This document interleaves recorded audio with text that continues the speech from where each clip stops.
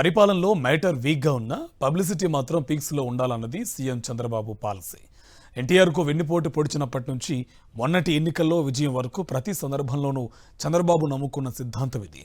గత ఏడాది అధికారంలోకి వచ్చాక ఆ పబ్లిసిటీ యావ మరింత పెరిగిపోయింది.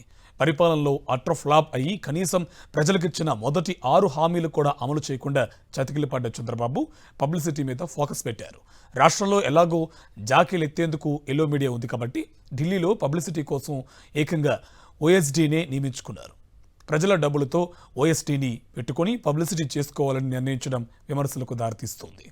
ముఖ్యమంత్రి చంద్రబాబు తన పబ్లిసిటీ కోసం ఇప్పటికే చాలా మందిని నియమించుకున్నారు.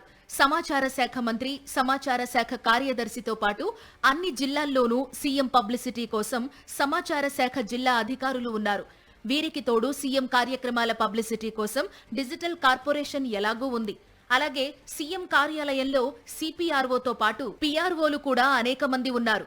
ఇంతమంది ఉన్నా సరే సీఎం పబ్లిసిటీ కోసం ఓఎస్డీని నియమించుకున్నారు. అది కూడా ఆంధ్రప్రదేశ్లో కాదు, ఏకంగా దేశ రాజధాని ఢిల్లీలో నియమించుకున్నారు.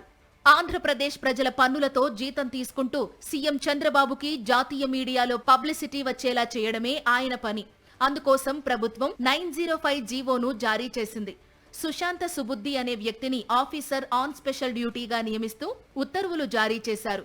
కేవలం మీడియా రిలేషన్స్ కోసం ఈ ఓఎస్డీని ఢిల్లీ కేంద్రంగా సీఎం చంద్రబాబు నియమించుకోవడం విశేషం.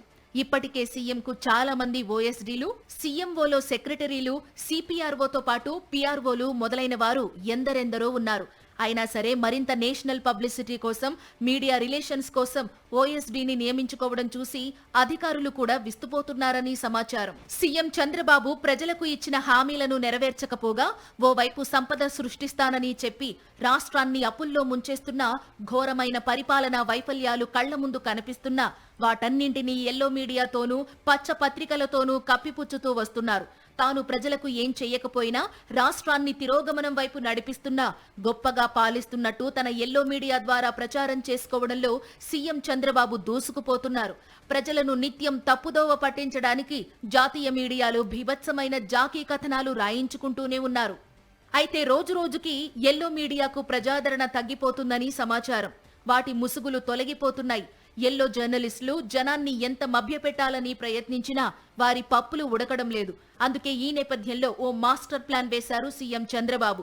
జాతీయ మీడియా ద్వారా ప్రచారం చేయించి దాన్ని అద్భుతంగా మళ్లీ ఎల్లో మీడియా ద్వారా ఏపీలో ప్రచారం చేయించి ఫేక్ ఇమేజ్ బిల్డప్ చేసుకోవాలని నిర్ణయించారని సమాచారం.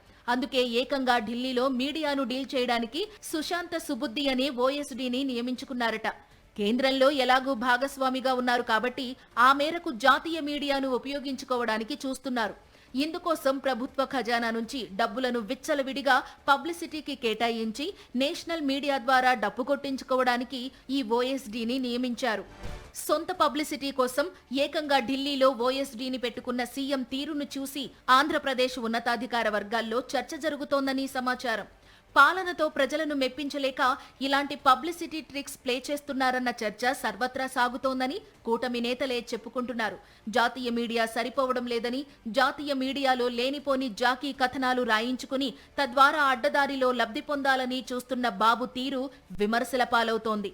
మ్యాటర్ వీక్గా ఉన్నప్పుడే ఇలాంటి ఆలోచనలు వస్తుంటాయని రాజకీయ విశ్లేషకులు భావిస్తున్నారు.